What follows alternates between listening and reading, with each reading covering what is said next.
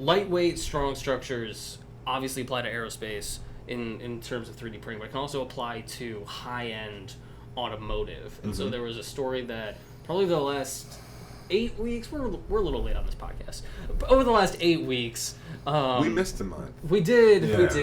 Don't tell people that. Scheduling conflicts. They might not know. We do this podcast every month, unless, somebody picks up cat litter, per se. I don't know. We don't need to go there. Unless scheduling conflicts arise. Hey, Adam, how's your back? It's doing much better. Thank you for asking.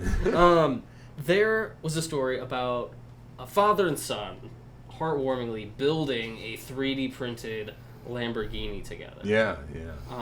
And large-scale 3D printing and 3D printing of cars is kind of a neat concept that has been, I think, growing steadily a little bit.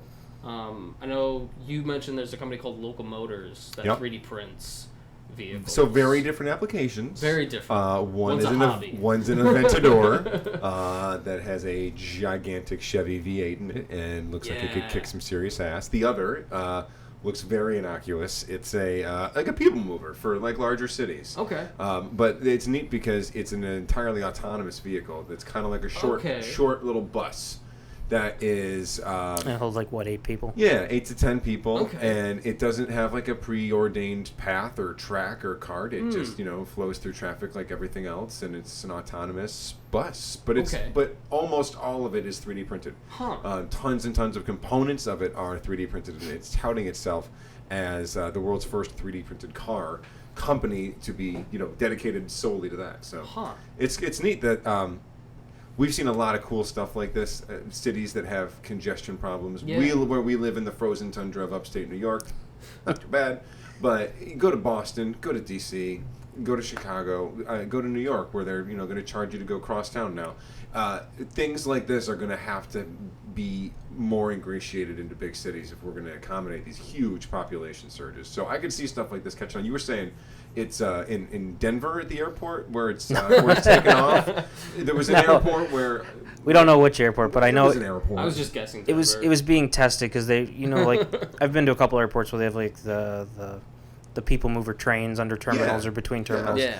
This has been played in that same concept where you could have this stay on like a track on the tarmac and just move people back and forth. Well, and then I was saying, so my brother lives in Los Angeles and sent me, or I saw it on his Snapchat or his Instagram, a little motorized autonomous vehicle that was delivering food in West Hollywood. That makes me so happy. It was just like you're walking. It was just at a crosswalk in Hollywood, and all of a sudden, this little thing just scoots on by. I think a lot of times. And it had like a DoorDash logo on it or something. Like you could read it was branded or something. Like it must have been like a pilot or something. But we live in a day and age where Amazon will deliver it to your house via drone in some cities. It makes me so happy. We're just isolated in New York. Like it's not coming here yet. A lot of times when I'm talking to people about like autonomous vehicles or electric vehicles or anything like that, they'll be like, "Oh, there's no way I'm letting a robot drive me anywhere." But like, I really want to live in a world where a little robot can just bring me food from down the street. I'm good with that. Like, that sounds awesome. I don't have to go anywhere. People don't have to sit in traffic. Yeah. Robots don't take sick days. All those good advantages. They don't get hurt. Yeah. They don't, That's a good question. What if this little robot runs over someone? Is anyone held accountable? It's adorable. It's just a fun it was little very food small. robot. Honestly, unless Toddler. you're a Little child, toddler is crawling. it would have to be zooming at you to take you out. Where are that toddler's parents, Ben? That's what I want to ask you.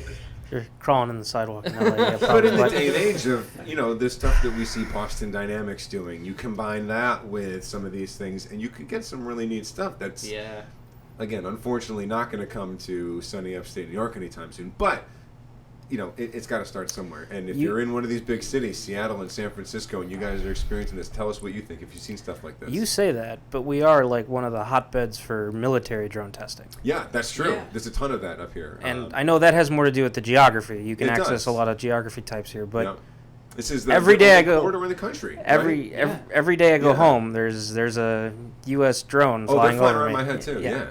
Well, we live down the street from each other, so that's gonna be. I just had a great application for the 3D printed body armor. Boston Dynamics. They're already creating a people hunter. Why not make people hunter? That's so scary. The Atlas. Atlas isn't a people hunter. It does backflips and parkour. Eventually. It's just for fun. It will never be used to catch us. It's just a fun science fair project. That you can put body armor on. Anyway, I don't know about... Great segue, Ben. Let's not talk about robots killing everyone. It might come to upstate because we are in like the hotbed of drone research. Yeah. That's a good and point. also, I've heard a lot about autonomous, electric, and I feel like 3D printing just kind of works its way in there because it's relatively low volume. And it's inexpensive. And it's inexpensive, and it's highly customizable. Yeah. For first mile and last mile transportation, specifically around package delivery. And so a lot of people don't know that generally the first and last mile of any delivery application is the most expensive. Absolutely. Like, every commute, too. Same thing. Yeah, exactly. So, we can fill a cargo boat or a plane full of stuff and move large amounts, in mass from point to point, but then getting it to its final destination is very expensive. The gas for the FedEx truck to go from the depot to your house is the single biggest incursion of the whole process. And the time. Right.